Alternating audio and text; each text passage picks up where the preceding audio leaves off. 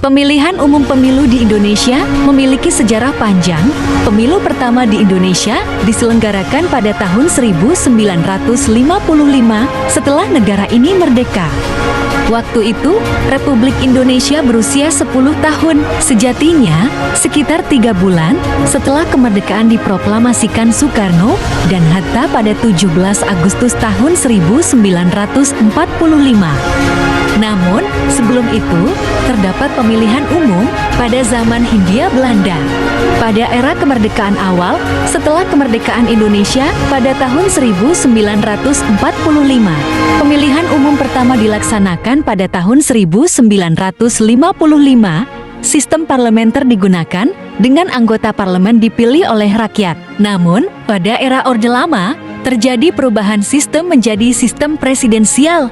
Pemilu tetap dilaksanakan, meskipun seringkali diwarnai ketidakstabilan politik.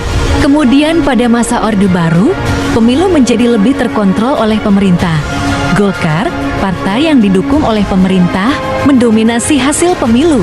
Kemudian, setelah reformasi tahun 1998, sistem politik Indonesia berubah drastis. Pemilihan umum dilakukan secara langsung dan lebih demokratis. Terdapat beberapa tahapan pemilu seperti pemilihan presiden, legislatif, dan daerah. Pada pemilu tahun 2004 dan seterusnya, pemilu tahun 2004 adalah pemilu pertama setelah reformasi.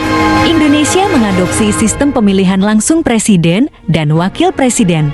Pemilu legislatif dan pemilu kepala daerah juga menjadi rutin. Pada pemilu terkini, pemilu di Indonesia kini diatur oleh Undang-Undang Nomor 7 Tahun 2017 tentang Pemilihan Umum. Proses pemilu melibatkan pemilih dari seluruh pelosok negeri dan hasilnya memengaruhi komposisi pemerintahan di tingkat nasional maupun daerah. Sejak reformasi, pemilu di Indonesia telah menjadi landasan demokrasi dan perwujudan partisipasi politik rakyat dalam menentukan arah negara. Itulah seputar sejarah singkat mengenai pemilihan umum di Indonesia.